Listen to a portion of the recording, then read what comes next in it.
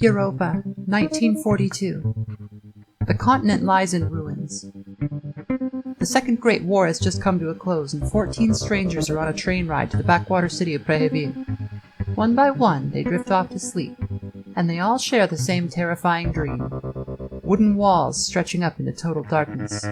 Half-forgotten gods. A workshop where a flayed apparition forces them to make something. A tower, the moon, and its humble servant, Perkele. One by one they awaken to find the train stopped in the woods just outside the city. The conductor is nowhere in sight, and a strange fog covers the landscape.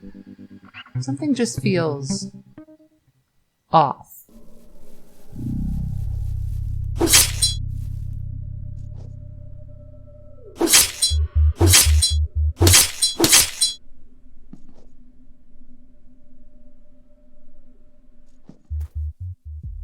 Fear and Hunger 2, Termina, is a survival horror RPG released at the end of 2022 by Finnish developer Miro Häverinen. It's the second game in the series, but has only loose connections to the first, and is by far the more polished and accessible of the two. I'll cover the first title another time, as it's a very different sort of game. Just know that if you're new to the series, there's no need to play the games in order, and Termina is a much more forgiving game to start with.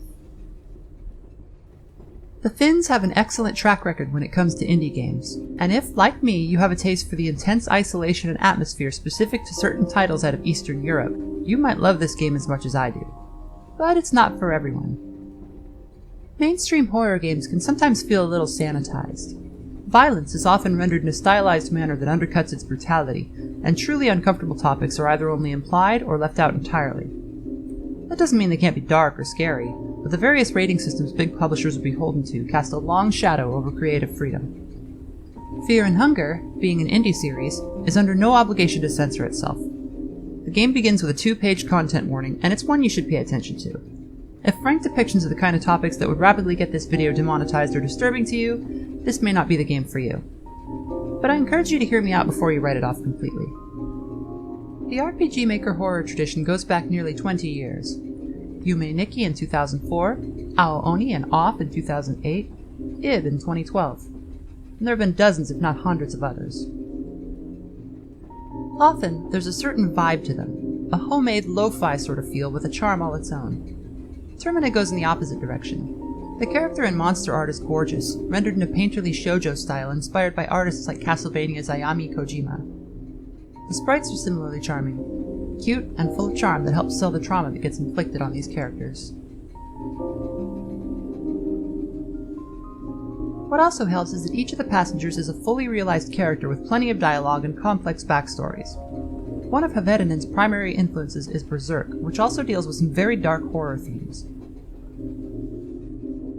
As with that manga, Termina really invests in its characters, and subject matter that might first seem like it's there for shock value begins to take on dramatic weight as you get to know them. It's warm and affecting. You get to connect with these people even as the world falls apart around them. Currently, 8 of the 14 passengers are playable, though Häverinen intends to expand that number. It's a fun, diverse cast, both in terms of gameplay and who they are as people. Personally, I vibe with Olivia. She's very sweet and pretty, and she uses a wheelchair, which makes the game a lot more delightfully stressful than it has to be. Crawling away from enemies because Replayability is not ADA compliant is certainly an experience. If that sounds too stressful, everyone else can walk normally. At least at first.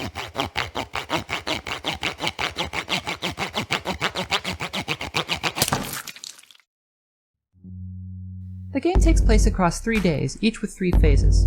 Time is advanced whenever you sleep, provided you're not interrupted. If you know what you're doing and you get lucky, it's possible, though difficult, to beat the game on the first morning. But if you want to recruit, or kill, all of the playable characters, you'll need to advance time and track them all down. Each of them goes on their own little adventure in Replayability, which is a Metroidvania-style map that you'll crisscross back and forth through as you play, unlocking shortcuts and clearing out tough enemies.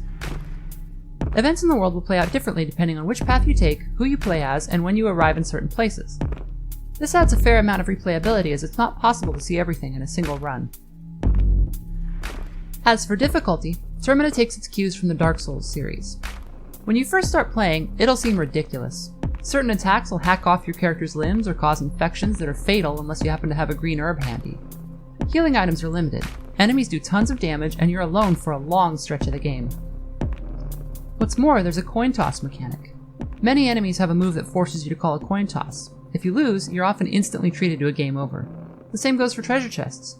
You have to call a toss every time you open one, and if you're wrong, it's empty. So around half the chests you work hard to get to don't even reward you with anything. But if you've played Dark Souls, you know what I'm about to say. It only feels unfair, and the difficulty isn't in the execution as much as knowledge.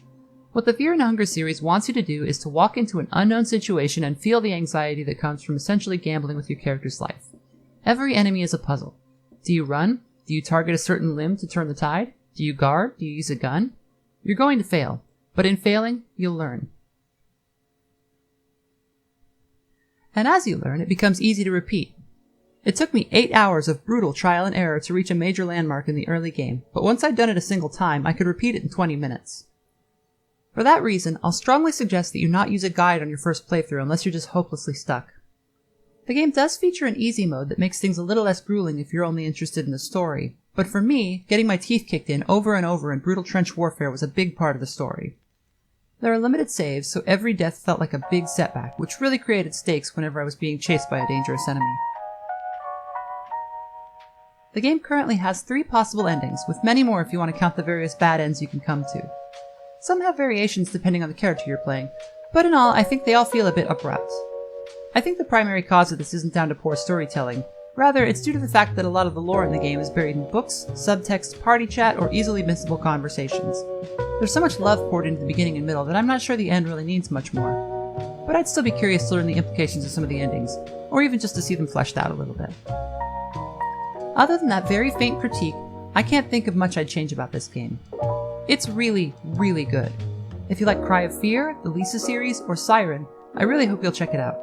It's available on itch.io and Steam, and it's like $12. I got a good 60 hours out of it, and it's still being updated. I expect I'll do more playthroughs as content gets added. Thanks for sitting through all that. This is my first review. I love indie horror, and I plan on spotlighting a few more games in between doing new Cataclysm videos. If you'd like to see more, be sure to subscribe so that there's a small chance that YouTube decides to show you when the next one drops. I do intend to eventually cover the first Fear and Hunger game, but it's really difficult, and I have a feeling it'll take me a while to actually beat it. If you have any suggestions for other titles to cover in the meantime, I'd love to hear them. Thanks again, and see you next time.